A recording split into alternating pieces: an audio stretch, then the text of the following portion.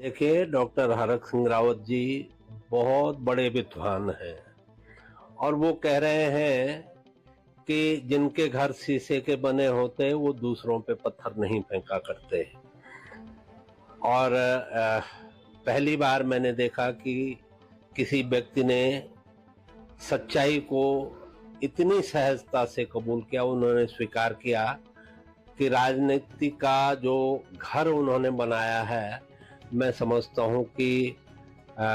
उससे कमजोर घर उत्तराखंड में किसी दूसरे नेता का नहीं होगा। उन्होंने कहा कि मैं दुर्भाग्य से विधायक बन गया, मोदी लहर में विधायक बन गया, और शायद वो भूल गए कि 91 की राम लहर, 93 की राम लहर ही थी जिसमें वो विधायक बन गए थे और पूरे उत्तराखंड में वो भाजपा के अकेले विधायक थे जो 91 में जीतने के बाद, 93 में जीतने के बाद 96 में बुरी तरह से हार गए थे। जहां तक उन्होंने कहा है कि रुद्रप्रयाग में उन्होंने मुझे बुरी तरह से परास्त किया है, वो कांग्रेस के टिकट पे चुनाव लड़ रहे थे, मुख्यमंत्री बनने का दावा पेश कर रहे थे और मैं बतौर निर्दलीय प्रत्याशी मैदान में था। मैं आज उनको चुनौती देता हूं कि वो रुद्रप्रयाग से बतौर निर्दलीय प्रत्याशी चुनाव लड़के दिखा दें और उतने वोट हासिल कर लें जितने मुझे उस समय प्राप्त हुए थे। रुद्रप्रयाग विधानसभा में धन बल पे, छल छद्म से उन्होंने महज 15,000 वोट हासिल करके जीत दर्ज की। उसी विधानसभा में बिना धन बल के, बिना छल छद्म के मैं 30,000 वोट लेकर के विधायक बना हूं और एक बार नहीं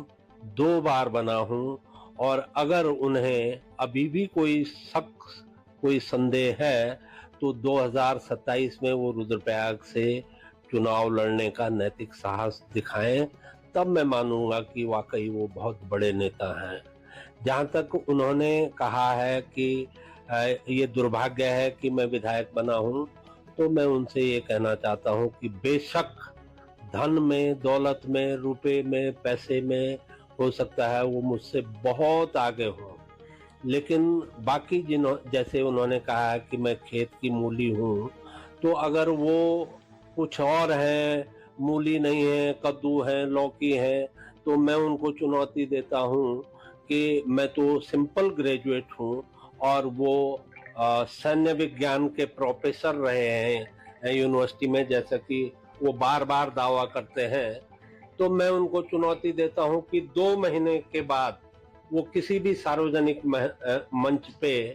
मुझसे सैन्य विज्ञान पर चर्चा कर लें, बहस कर लें और उत्तराखंड की जनता को तय करने दें कि विधायक बनना किसका दुर्भाग्य था और किसका सौभाग्य था।